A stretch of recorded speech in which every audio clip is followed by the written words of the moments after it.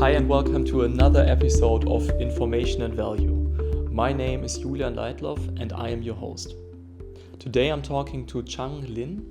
He has been very integral into the Chinese web 3.0 financial ecosystem, having been with JRR and now his own fund CDI.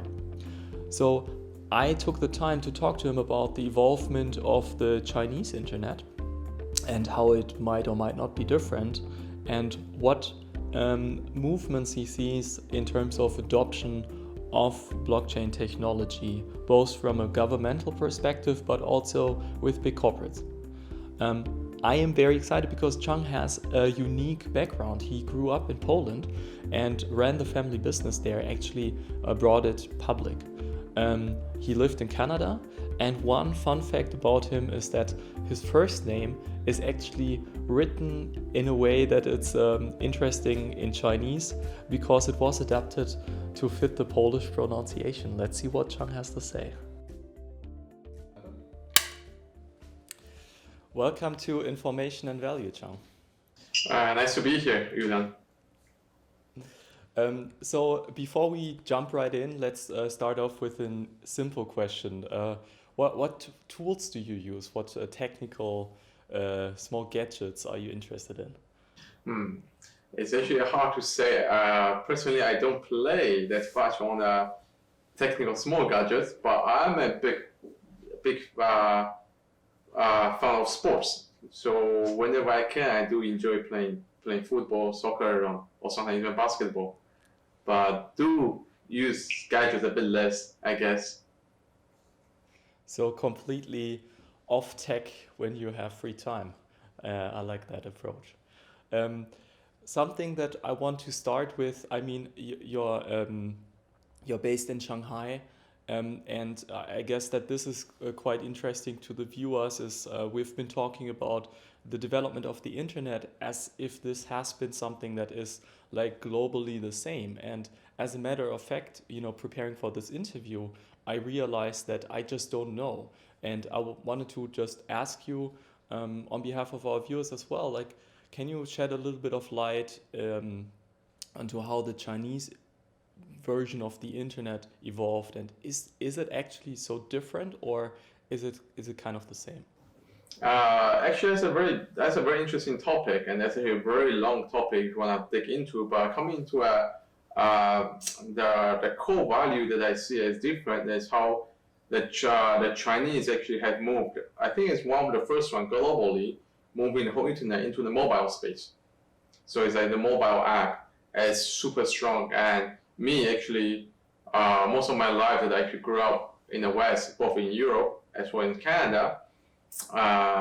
Even though I was born in Taiwan, so I do speak Mandarin and do understand the culture here. But the moment when I moved back here to Asia back in 2017, I felt the whole mobile app internet space is actually so much more advanced here. And possibly it's because how their Google was blocked away, and all the other great Western firm was actually locked out of China itself. And then it actually pushed and allowed for more of the local internet to evolve into a bit of a different direction. So the mobile application, when I came back to Asia in 2017, was actually so much more advanced than how it was actually how it was in Europe, the way that I spent 20 plus years of my life. So this is one key point I would say. And then from that moment onwards, I don't know whether you have realized, from the apps, from internet moving to mobile internet, such as mobile apps, China, the region here is actually the first ones to have super apps. A concept that is actually not really yet strong existing in the West. Super apps, that I would call that, you have Ali, the whole Ali ecosystem. Within one app, you can pay all the bills, all the way from utility to bus to now there's a COVID control, health check, to many other local government service is actually in one app. And also another super app you also reckon is also WeChat, which you all have payment whole life could be within a WeChat ecosystem, as well as Meituan, a third super apps. And now actually Grab in the Southeast is actually duplicating the same business model, trying to build a super app of Southeast Asia. And it's the app that has, as I mentioned, has you can call taxi, you can order food, you can pay bills. It's like a new fintech space that puts everything together into an internet mobile app, and that yet is not so so developed in the West at this very stage. Well, of course we know that Google is more separate apps, right? Yeah, it's still very separated, and I think that's like this comes from evolution how the Chinese here the moment when they blocked the Western giants to move inwards, this is the moment that they created a split of direction. And that is very interesting and something I want to touch base on, because I mean in the West this kind of the firewall, as it's sometimes called, it's usually perceived as like a lack of information going out, but actually what you're saying is that it also is kind of like a protection of an evolving ecosystem from already kind of big players moving in, thus allowing like a local scene to develop, or local products, and to also evolve into something different. I mean, what we are seeing here is that both in the US and in Europe, you have very large players, maybe not super apps, but you have very large players that capture pretty large chunks of the market, and very few, for example, European competitors, right? Something that I want to touch base on a little bit, you know, there's the information perspective, also maybe the data privacy part a little bit as well, because if you have a super app, right, then that is quite a centralized pot of data. But before we jump into more differences, actually what brings us together is a shared interest in the web3 space. Can you elaborate a little bit more, like what are you doing right now? What are you excited about? Oh yeah, I'm actually super excited about the new wave that I was actually very lucky, I think, to be born in this age, where there's a new wave how the whole economy is going to be restructured, the whole financial systems will be evolved or even restructured because of the new technological changes that we are actually having and about to burst into a larger scale today. And many people say that, well, the whole blockchain space, reconstructing the whole most fundamental layer, how information is set, will create a pillar effect moving upwards, how everything else is set. So as I mentioned, the super app is, I would say the word of super app is actually first probably being recognized for the Chinese local mobile apps. And there's a reason for that. Just to wrap up the last point is that because the Asian Chinese culture is different than the ones in the West. The ones in the West is very often that if I'm a good driver, I just keep driving. And if I'm a good chef in making salad, I want to be the best chef salad, right? For example, whereas in the Chinese culture, the whole concept goes rather vertical instead of horizontal. Where I say in the kitchen you have different kind of drivers or you have different kind of chefs.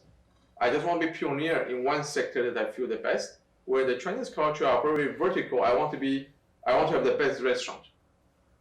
After being the best salad chef, so I want to also hire another guy for the meat, another guy for other sectors, and this is the reason why Chinese create a super app first, among other compared to the Western. And in the same token, this is something that I feel very interesting because with what you have mentioned about being more decentralized, right? The whole blockchain things. Likely, this is gonna challenge the way how the super app works. But luckily enough, blockchain as a tech is very supported by the local government blockchain. So is this larger corporates. So they are actually adopting and studying how they can adopt blockchain into the system and using the blockchain to cut into other sphere. So I would say that the super app that we have today in China will eventually evolve further into a different structure when you face to C, and giving back the C a bit more of the influence of their value input into the big data. Let me jump in here because for me it doesn't compute. Why is both governance and, sorry, let me repeat this. Let me just jump in here because it doesn't compute. Why is both the government and big tech in China embracing that? Because decentralization means kind of a redistribution of power, and quite the difference, quite the opposite of centralization, right? Yeah. Per se, in many of the other panels or speeches that have been actually in China, I would rather prefer other words than decentralization. I would rather use distributed as a more correct wording for that. And more distributed does not mean losing control over it. It simply means that you have certain kind of redistribution in a certain level to a different party that are interested or stakeholder. And I think it's locally, people do see Chinese a bit more centralized comparing to the West, but the way how I see it is actually the government are aware of things that are happening, and they're actually very keen to have blockchain to help them reconstruct the pyramid somehow. So they are seeing it as a tool of redistribution, basically. So you kind of map because you're saying it's not decentralization necessarily. Does that mean like a split between governance and monetary attribution? Possibly, yes. Well, as a government, not necessarily as a government, because that's a bit more sensitive issue here. But as generally speaking, if governance, then a distribution of using blockchain as a tech, allowing things to be a bit more distributed, actually works well in the long term for many parties to be able to share the information and to, you could say, monitor or in the same token support each other when needed. So still coming back, the blockchain as a tech is very welcome still in the local region, and actually very promoted in China. So this division between governance and monetary distribution, do you also see that in the projects setup? Like, do you see that in the Web3 projects governance, is there a difference? Well, I believe in the Web3, I wouldn't say so much I wouldn't use perhaps difference, just so that's simple. I would rather record it's been, in Web3, it's more like being created, because a lot of things are not evolved. Basically in Web3, a lot of new concepts are being built. And I see that being constructed on a different format that obviously do have differences, but more of setting things up from beginning. And this is what I really feel great, sexy about, because with the knowledge we have done, with the success we have went through, or the failures we have had, now we have the ability to start things from zero again. So that's actually very interesting to build something new from having in mind of this whole distributed shared economy at day one. And that origin of initiative will allow the whole ecosystem to grow into a different direction than the way Web2 was built upon.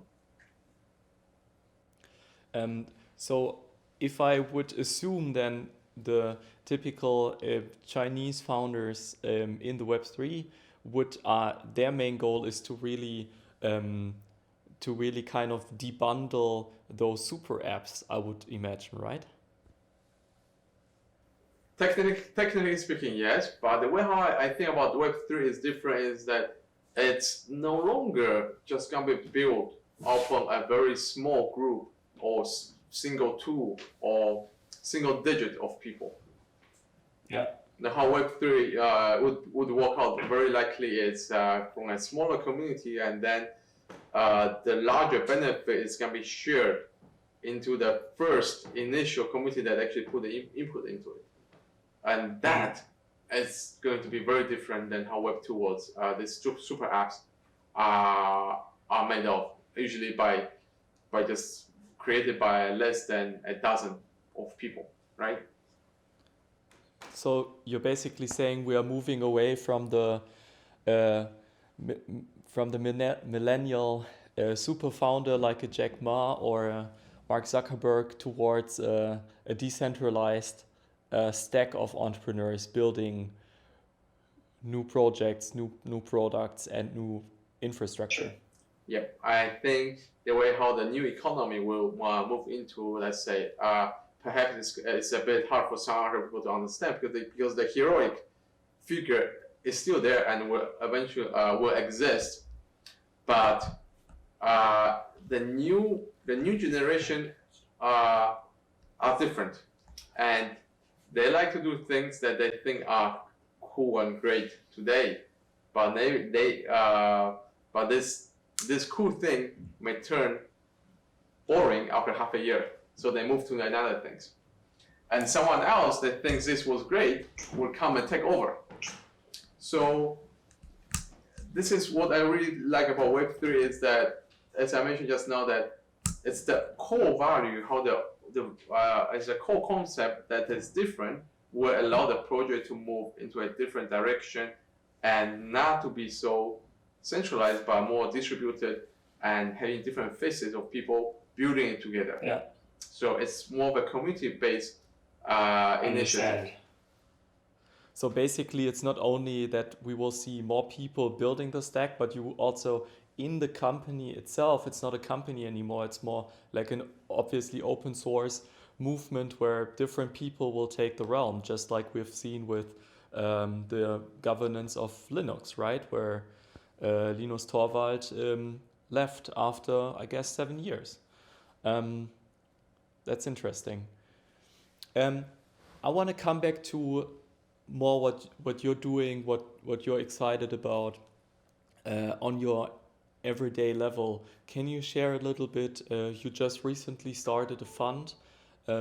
What are you looking into? You have this very interesting dual view on the cultures and on the tech scenes, knowing the European tech scene very well, but at the same time being quite embedded in the Chinese scene. Where's the market heading? What trends do you see? What are you most excited about? Can you share a little bit with our viewers? Yeah, it's my pleasure, of course. And just a quick intro about myself. Indeed, that I have been as a Asian born and lived pretty much my whole life in the West. As you said, thanks to that, I do have better understanding of the two cultures. And in the same time, I was actually I was engineer by university degrees, yet spent most of my life before joining investment in a traditional sector. It's like over a decade, and then moving into investment in 2017. So because of this background, I believe I see things a bit differently. It's a very much combined of engineering understanding, engineering concept, mixed up with the business approach and execution, and then the West versus the East, and now allowing all these experiences to come together into an investment side. And luckily that I have chosen blockchain since 2017 and been in this space with previously pre-angel fund, which was the angel investor of Neo, a local Chinese public project protocol layer. And then moving into JRR, that was a co-founding team and partner, and as well as personal investor into the fund. And now also starting something of my 100% of my own. So in the past, I did invested over 100 projects already in the last couple of years, and experienced the whole couple bull and bear cycles. And with all this experience coming together, I am still today very supported and think blockchain is a strong trend changing futures technology, as well as the many of the business ecosystem, as well as financial system. This is what I'm very excited about. I also wrote a couple of articles back in the days. One of them was actually published in People's Daily. It's a Chinese newspaper, and it was published in People's Daily's app. So that it all only states that I'm a big supporter of blockchain and looking forward into it. What I'm really excited to see is to have the chance to see how the whole blockchain tech can add value into their business model we have today, so-called BaaS. And people know SaaS, right? I mean, SaaS, many of SaaS projects are listed in US and NASDAQ, and their valuation in Salesforce just skyrocketed half a year ago. And I think BaaS, blockchain as a service, will be the next wave in terms of technically perspective. Because with the SaaS, you provide the service, yet you don't really own the data. Whereas blockchain as a service, you provide the service, you help them build the structure, the data structure. Therefore, you also share the data you build on. So now, if you think Salesforce has the value as they have today, what about having Salesforce adding the value of the data they build for their clients? We can easily triple or quadruple the value they have today. So as a blockchain as a service today, it's still a very small market, but I do see in the next decade, it will easily take over the sales as a service SaaS business ecosystem. So that's where blockchain Interesting. That's for the. So what you're basically saying is that like traditional businesses can actually enhance their services if the data of the clients as a total would be available to them, which it isn't, because they just have the data that the clients feed them. That's a very interesting way of looking at it. Did I get it correct? As I said, the way how I see it basically is that someone is paying me for the service. Let's say I'm the sales force. Someone is paying me for the product that they use, and on top of it, they are giving me their data. So I can repack the data as a BaaS, blockchain as a service, resell it. So I'm actually getting double dip, double cream out of the one service done. So so I think it's very interesting how blockchain as a service can change the whole data ecosystem and the whole e-commerce, the whole structure. Besides that, also how the tokens are created. The tokens are a super interesting tool that can break the whole break. I wouldn't say break, perhaps. A better word would be the token is so interesting is that because it can modify, revalue how the consumer's interaction is today between C2C and B2C and C2B, right? So either way, whether it's token or whether it's blockchain as a tech, both of them I think are going to move and change the wheel how it used to spin in the past. So next 10 years ahead of us is super interesting. You're saying 10 years, and I want to double down on that because, I mean, truth be told, we haven't seen many protocols actually being widely adopted, right? I mean, we have seen Uniswap, for example. What do you think are going to be the first protocols that will actually see usage? Well, I would actually challenge you a bit on that today. Perhaps there are already protocols that's being well used, right? I mean, Ethereum per se. I mean, Ethereum has already is being used already in many areas, even though Ethereum still have a lot of things to improve. Absolutely, I have to agree on that. But it has already been proven that protocol can exist, can work, and compared to how it used to be in 2017, the speed, how it grew last 3-4 years, it's tremendous. It's huge. It's big. It's very impressive already. And now Ethereum is still growing now, of course, with Polkadot, which is adding extra layer support into Ethereum by its parachain, the whole system constructed by Gavin Wood. So I do believe, this is actually moving at a faster speed than we think. And when I say 10 years, I think 10 years can reach into a really interesting level. However, within the next 3-4 years, it's going to be very obvious the trend to many of the traditional players already. Very interesting. So you're saying that like the developments in Ethereum are just going to be spurred by new tech like Polkadot coming up. So it's not just like a competition rather than like an additional acceleration of the space, when I got that correctly. This is exactly what I'm saying with the whole web3 things. Things are going to be more combined, put together. And today, the developers in the Ethereum community, many of them may actually feel interesting into Polkadot or even Cosmos or other projects, and then they keep moving on. So the project will...